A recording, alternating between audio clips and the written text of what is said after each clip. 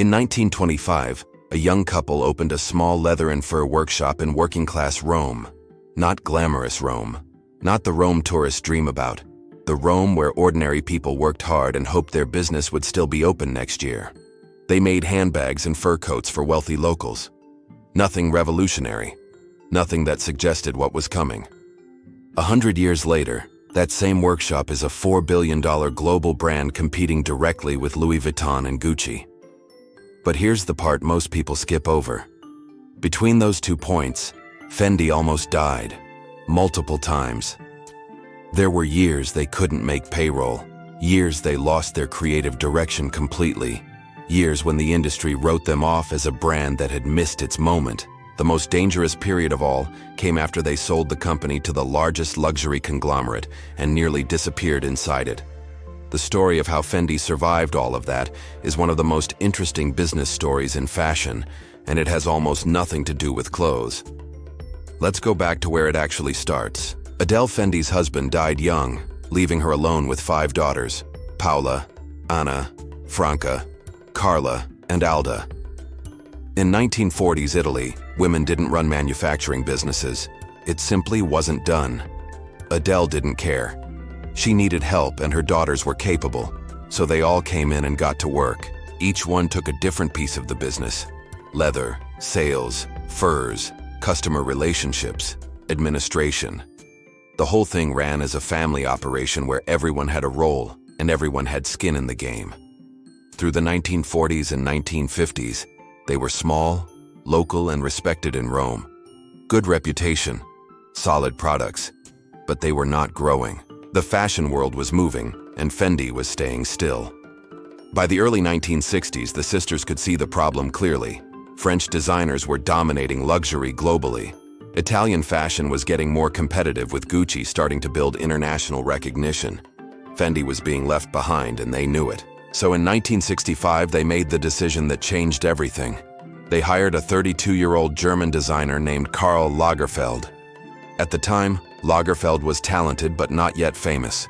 He was looking for an opportunity, and the Fendi sisters gave him one. They also gave him something that most companies struggle to offer creative people: actual freedom. They let him experiment. They let him challenge what fur was supposed to be, and what he did with that freedom was genuinely radical for the time.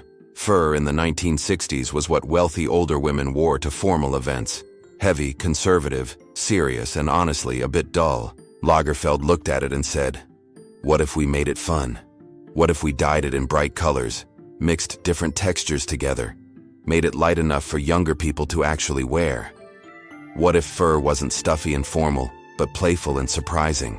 The Fendi sisters trusted him and said yes, and it worked. By the late 1960s, people were noticing Fendi. Fashion press was writing about them. Celebrities were wearing their pieces. Stores were opening outside Rome. The brand was finally moving. But growth is expensive, and for most of the 1970s, the sisters were constantly managing financial pressure. More workshops, more materials, more employees, and they were still funding everything themselves. There were years when the decision between buying materials and paying rent was genuinely difficult. A lot of family businesses hit that wall and break. Fendi didn't, partly because the sisters were smart about not expanding faster than they could actually manage, and partly because they stayed fiercely committed to Italian production, even when it would have been cheaper to manufacture elsewhere. In the 1970s, made in Italy was becoming genuinely valuable as a signal of quality and craft. Fendi was proudly, defiantly Italian, and that identity was becoming a competitive advantage as luxury consumers started paying attention. In 1977, Karl Lagerfeld designed a logo for the brand. The double F, which he called Fun Furs. 2 simple letters that became one of the most recognizable marks in fashion. Suddenly, Fendi products were identifiable across a room. The FF logo turned their handbags into status objects. People didn't just want a Fendi bag, they wanted to be seen carrying one. The 1980s were their golden era. Stores opening in New York, Paris, London, Tokyo. Revenue growing year after year. The workshop Adele had started in working-class Rome was now a genuine global player. And then the complexity started. The 5 sisters were getting older. Their children were joining the business, which meant 3 generations of family management. Some wanted to expand aggressively, others wanted slower, more controlled growth. Some wanted to protect tradition, others wanted to push into new territory. And at the same time, the luxury industry was consolidating around them. Large conglomerates were buying up family brands. The question that eventually faces every successful family business was arriving for Fendi. Do we sell, or do we try to survive? In 1999, they sold. Prada and LVMH together acquired a majority stake in Fendi for $850 million. By 2001, LVMH had bought out Prada's share and owned the company outright. For a family that had built this over 74 years, it was emotionally brutal, even when it made financial sense. They kept 49% and remained involved, but the company no longer belonged to them. And what everyone expected happened next was that Fendi would quietly get absorbed into the LVMH machine and lose whatever made it distinctive. That is almost exactly what happened, just not permanently. Through the early 2000s, Fendi struggled with something that sounds simple but is actually extremely hard to solve. Nobody could clearly explain what Fendi stood for. Louis Vuitton had iconic luggage and bags. Dior had elegant haute couture with a clear aesthetic lineage. Hermès had the Birkin and an almost religious devotion to craft and scarcity. Fendi had fur, which was becoming increasingly controversial, and leather handbags, which every other luxury brand also made.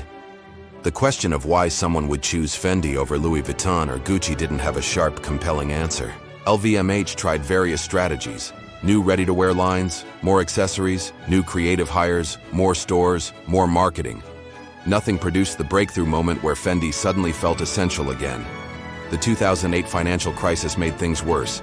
Luxury spending collapsed globally. LVMH naturally focused its attention and resources on Louis Vuitton and Dior, its flagship brands. Fendi was getting smaller budgets and was drifting toward becoming a second-tier brand within the conglomerate's family.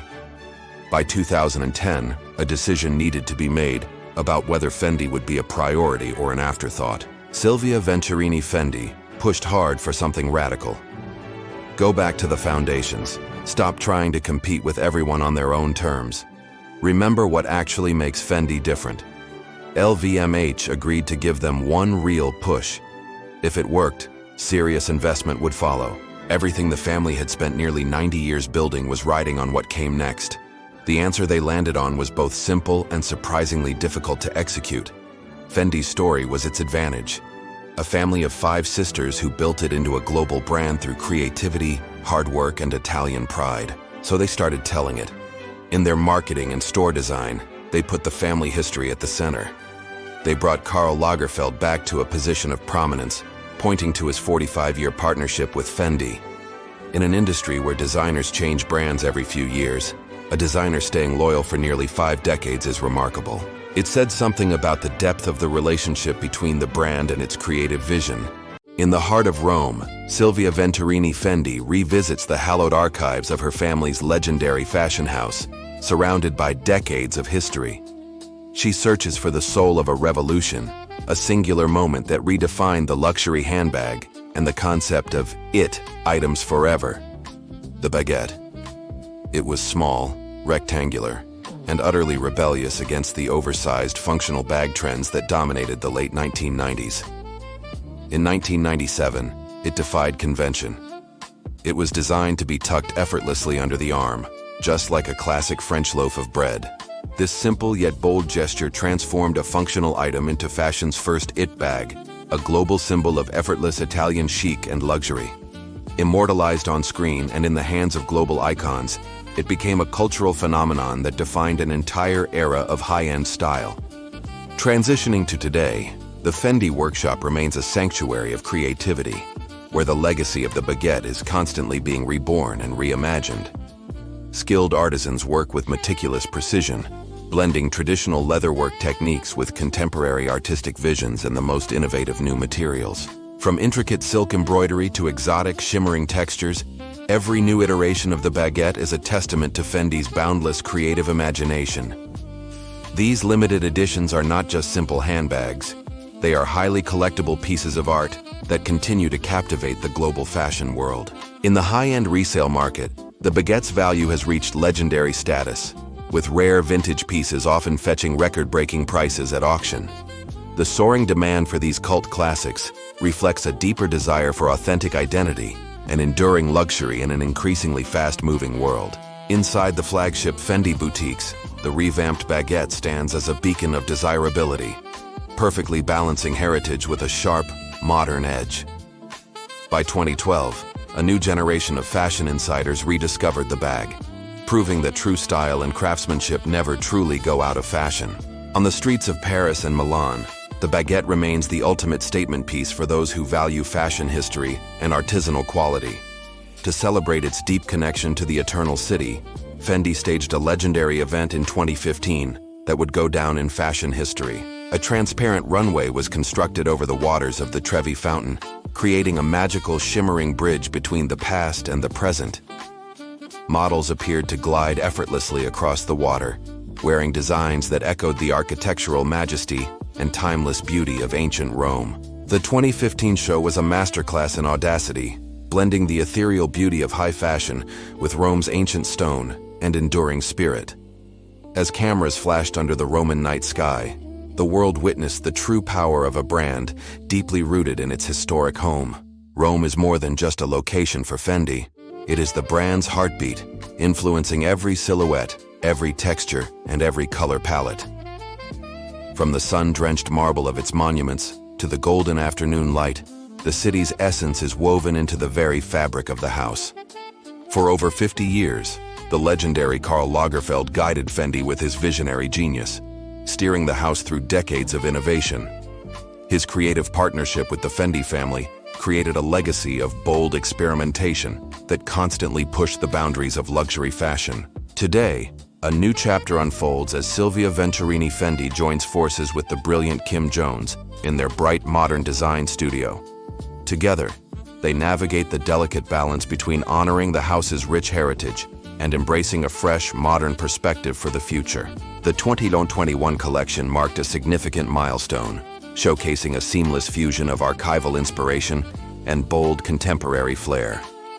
The designs reflect a sophisticated evolution, maintaining the brand's soul while speaking clearly to the desires of a new global generation.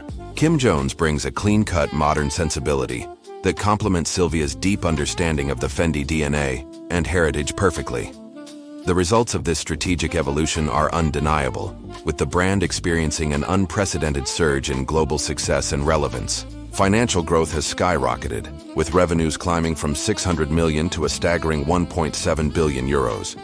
But beyond the impressive numbers, Fendi's success is built on the unwavering commitment of the artisans who keep the Roman dream alive. It remains a family story at heart, a narrative of passion, resilience, and a deep, abiding respect for Italian craftsmanship. From the very first Baguette to the latest global runway show, Fendi's journey is a masterclass in building a lasting luxury identity.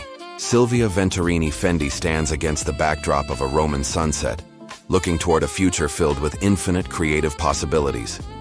Authentic, Roman, and timeless, Fendi continues to inspire the world, proving that true identity is the greatest luxury of all.